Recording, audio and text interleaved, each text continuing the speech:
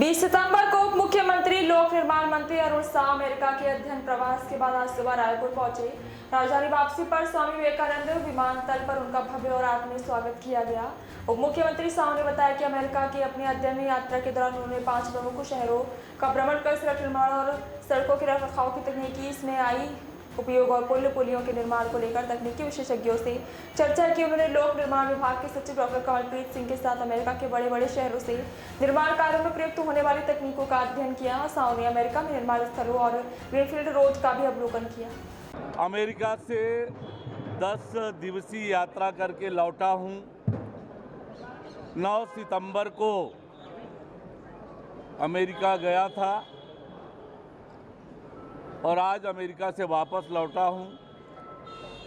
इन दिनों में अमेरिका के 5 प्रमुख शहरों में जाना हुआ।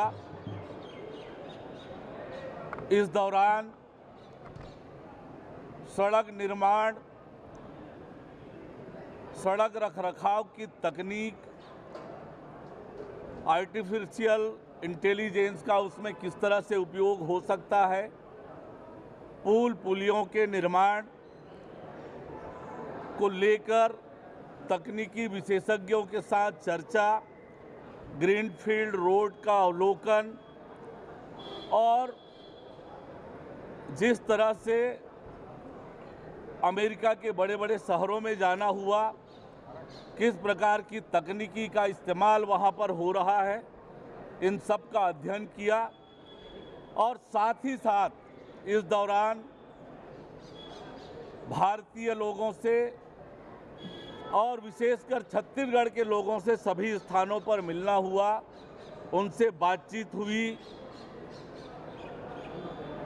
इतनी बड़ी संख्या में छत्तीसगढ़ के लोग अमेरिका के इन शहरों में रहते हैं, वहाँ पर स्थापित हैं, स्थापित होकर न केवल छत्तीसगढ़ का नाम रोशन कर रहे हैं, अमेरिका के विकास में भी योगदान कर रहे हैं।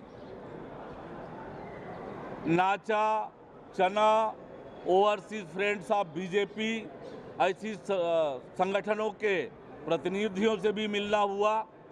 शिकागो में आयोजित भारतीय स्वदेशी मेले के समापन में मुख्य अतिथि के रूप में शामिल हुआ और यह यात्रा बहुत ही लाभदायक थी। मैंने भारतीय जो लोग हैं, छत्तीसगढ़ के लोग हैं, उनसे आग्रह किया है, उन्हें निमंत्रण दिया है कि अमेरिकन साथियों को और देश के अन्य प्रदेशों से जो लोग वहाँ रह रहे हैं वे छत्तीसगढ़ आएँ, छत्तीसगढ़ की प्राकृतिक सौंदर्यता, छत्तीसगढ़ के धार्मिक पौराणिक चीज़ों को देखें, छत्तीसगढ़ की संस्कृति सभ्यता को समझें, ऐसा निमंत्रण देकर उन्हें मैं आया हूँ।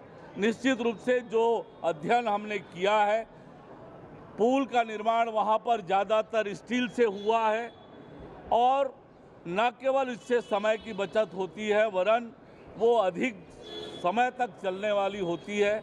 हमारे प्रदेश में भी उसका कैसे उपयोग कर सकते हैं। रोड डिवाइडर के मामले में जर्सी डिवाइडर, कम चौड़ी सड़क पर कम जगह हो, वहाँ डिवाइडर कैसे बनाया जाता है, उसका उपयोग कैसे किया जाता है, इन सब का अध्ययन हमने किया है। और निश्चित रूप से जो अध्ययन वहाँ किया है, छत्तीसगढ़ के परिस्थितियों में जिन जिन तकनीकों का इस्तेमाल हम कर सकते हैं, निश्चित रूप से करेंगे।